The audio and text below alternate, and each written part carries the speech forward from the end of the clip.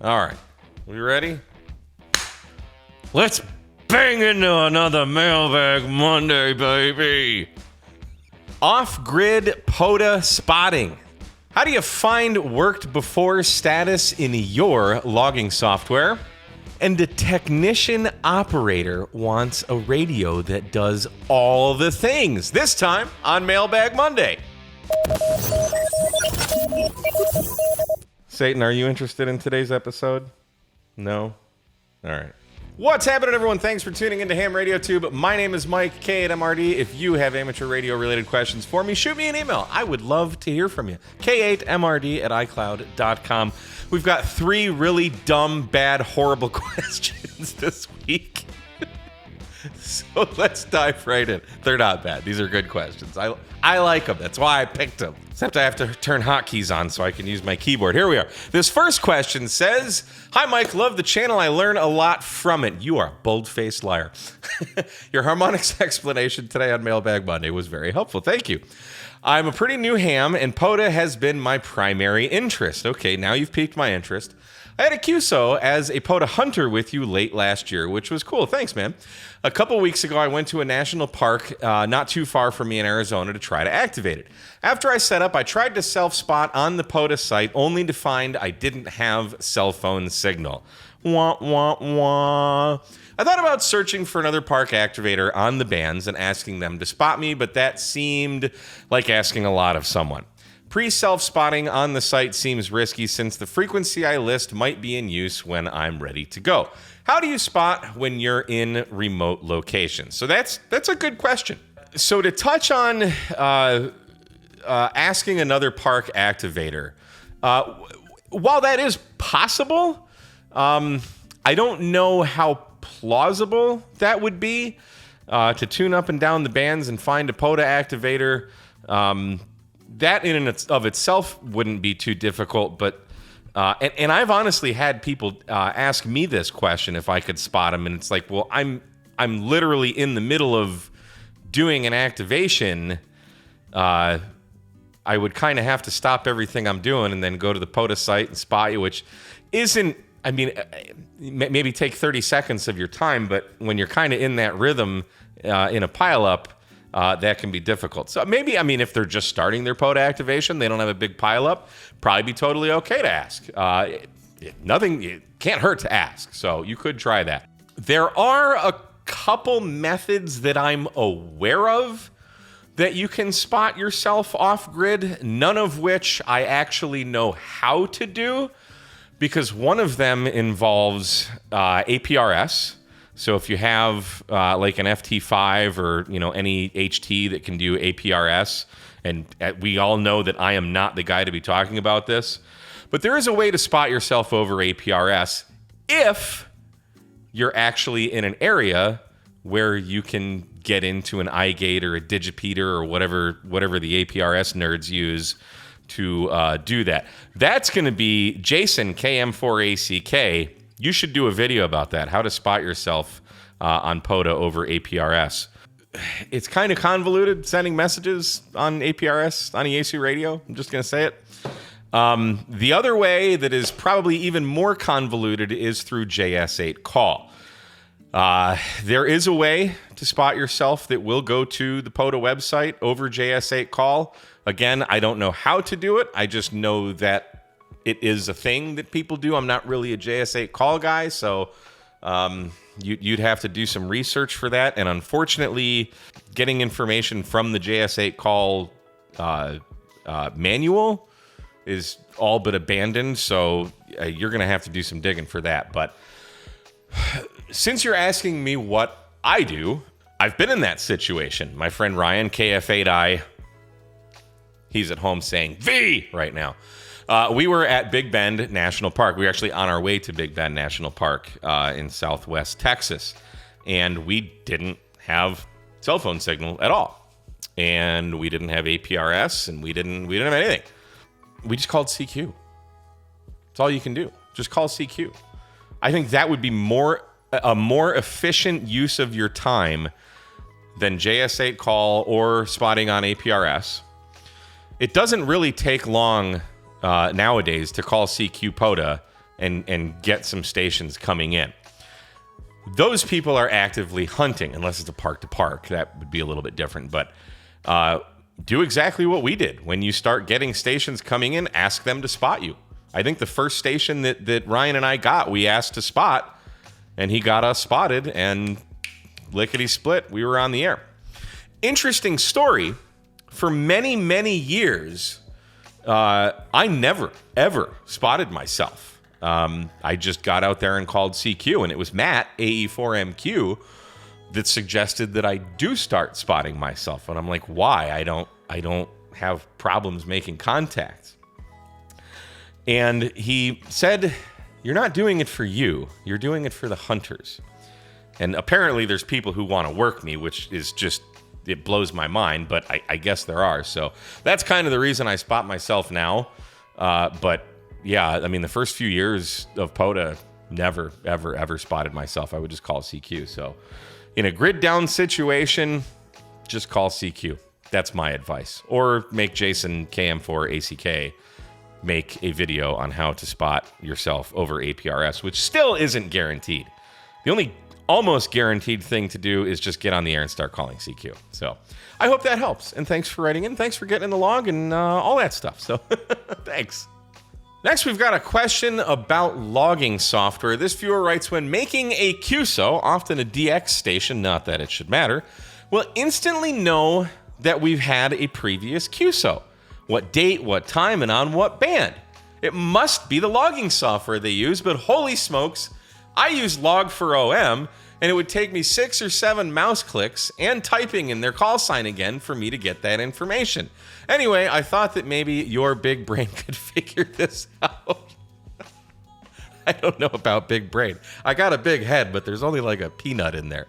So, let me show you what my logging software does, and then I'll show you what your logging software does. And you're going to be mad because it's really easy.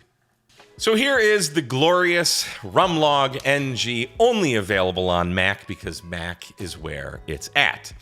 So I can type in a call sign. So let's pick on Josh, because Josh, someone was using his call sign yesterday, and he was spotted on like every band all at once. My grid tracker was blowing up. KI6NAZ. And then I'll hit the tab button.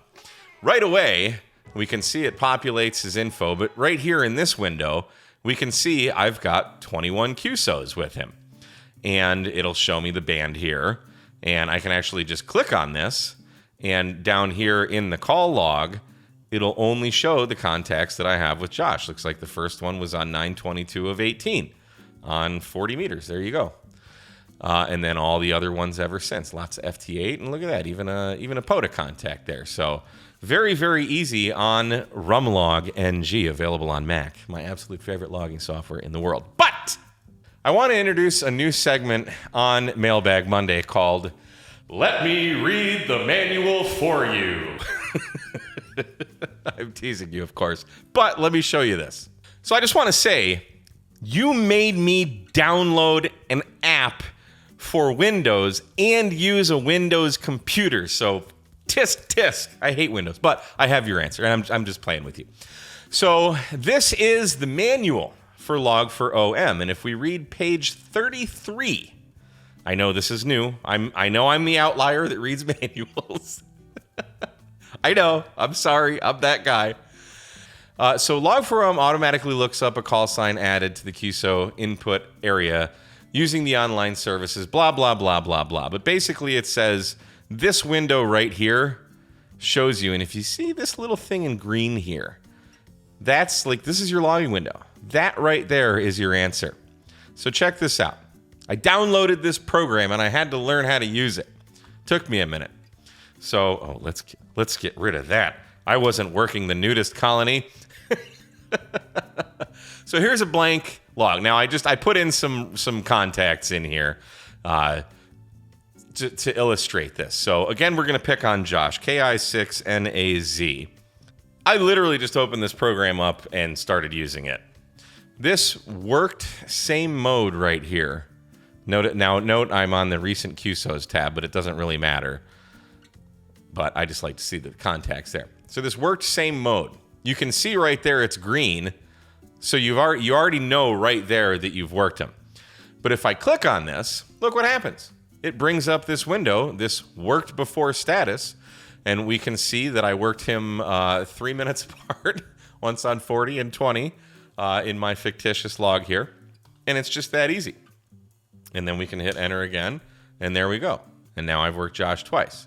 But let's just say K6EGG. Let's pick on Greg. Now here, I don't see that kind of green worked before status.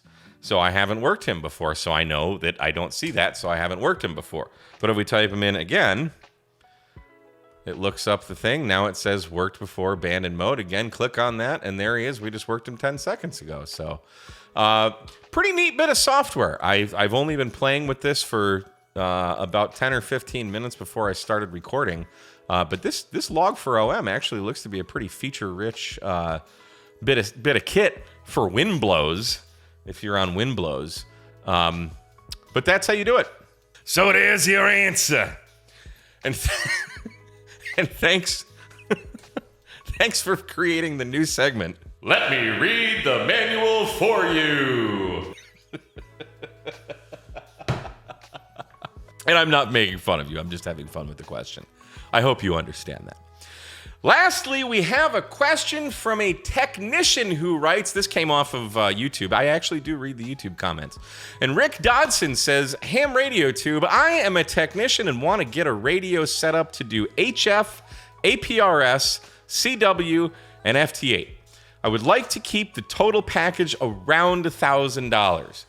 What would you recommend? Mostly doing POTA and SOTA. I'm open to all suggestions, not just from Mike. Well, hopefully my suggestion means more at least. So that's pretty simple. So long as we're around $1,000, we can do this fairly easily. We're definitely going to go over $1,000, but not too much. HF, CW, and FT8, pretty much any HF radio is going to do that easily. APRS, however, I don't think, are there any HF radios that do that? I don't think so. Probably not even the 991A. That's an all-band ALMA. So my answer is as follows. For HF, CW, and FT8, get a Yaesu FT891. Now mine's in the car, otherwise I'd show you, so I'll just put a picture right here, and this is what the Yaesu 891 looks like. Right now on Gigaparts, they're like $630. So it looks like they're on sale. That would be my recommendation. That's kind of the first radio that I started doing POTA with. It's great. It's small. It's compact. Hook it up to a battery. I mean, even a 10 amp hour battery will give you probably a couple hours operation. Maybe not on FT8, but of at least sideband. 20 amp hour battery will cost you a little bit more. And then get the new DigiRig DR891. It's a little tiny sound card that connects to the 891. In fact, I can show you. It's this right here.